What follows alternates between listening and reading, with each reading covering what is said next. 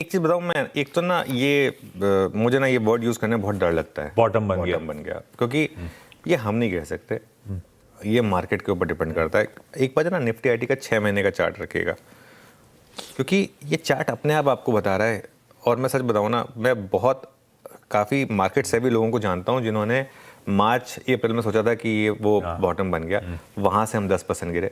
उसके बाद एक और रैली आई, उसमें लगा कि बॉटम बन गया, हम वहां से 10% गिरे। और पिछली बार भी एक वो लगा कि मार्केट में बॉटम बन गया, वहां से हमने फ्रेश 52 वीक लो और 5 साल का लो लगा दिया। ये कहना मुश्किल है कि सेक्टर का बॉटम बन गया, लेकिन स्टॉक स्पेसिफिक मौके आ चुके हैं आईटी में, इसमें मुझे कोई डाउट नहीं है। और ये तो खैर हमारा व्यू पहले भी रहा है। अगर Q1 डिजास्टर्स रहा, जैसे कि केपीआईटी ने वार्न कर दिया है, या कोई और कंपनी, एक दो कंपनियों ने थोड़ी सी बॉडी लैंग्वेज से कहा है, तो एक और गिरावट मुमकिन है, पॉसिबल है कि एक और गिरावट हो। लेकिन आशीष, जो हमारा एक वन वे आईटी पर शॉर्ट का व्यू रहा था ना, अब हम उसको नेगेट कर चुके हैं और एक हमने एक शॉर्ट का व्यू लेने से बच रहे हैं। लॉन्ग करना है नहीं करना है वो आपकी मर्जी है, लेकिन शॉर्ट अब इस बार मैं शॉर्ट का व्यू नहीं ले रहा हूँ रैली में। हमने हर बार आईटी की रैली में फंसने से बचाया। आपको याद होगा 2 बार आईटी की रैली हुई थी जिसमें लोग आज भी फंसे हुए हैं, ठीक है। और एक व्यू लिया कि शॉर्ट, ठीक है, आईटी पर। लेकिन इस बार मुझे लग रहा है कि अब शॉर्ट नहीं करना है आईटी में।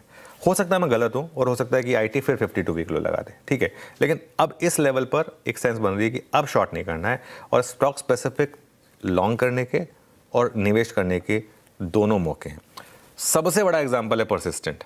और मैं सच बताऊं तो देखिए, स्क्रीन पर उस दिन भले ही लगा होगा कि गिर गया, लेकिन वो खुला ही 8% नीचे था। मैं बार बार उस चीज़ को रिट्रेट इसलिए कर रहा हूं क्योंकि आप एक बार मार्केट खुलने के बाद ट्रेड लेते हैं, पहले नहीं लेते हैं, उसके बाद पैसा बन रहा है नहीं बन रहा है आपका, उसके ऊपर डिपेंड कर रहा है। 4300 वाला 4580 पर आ गया। उस दिन 4300 में खुले थे हम, आज हम 4580 पर आ गया।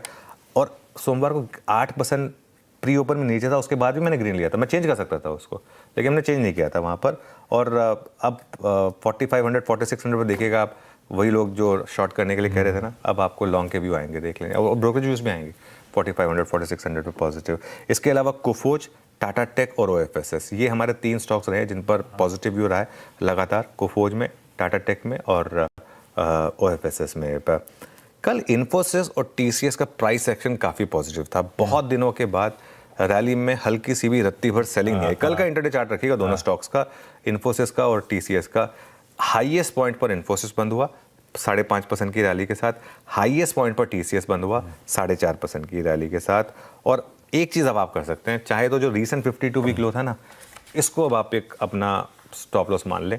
अगर आपने लॉन्ग लिया है तो एज इंडेक्स लेवल या बास्केट बाइंग अगर आपने की है, तो बहुत लोग ये मान रहे हैं कि शायद आप चाहें तो निफ्टी आईटी फंड्स में इन्वेस्ट करना शुरू कर सकते हैं। मेरे हिसाब से वो थोड़ा लेजी होगा, स्टॉक स्पेसिफिक ज़्यादा बेहतर मौके रहेंगे यहाँ पर। और धीरे धीरे जो एआई ट्रेड है ना, वो काफ़ी रिस्की होती जा रही है, और वो कहीं ना कहीं एक उसमें एक कहीं भी कभी भी अनवाइंडिंग आ सकती है। ये एक रिस्क रहेगा। वो कॉस्ट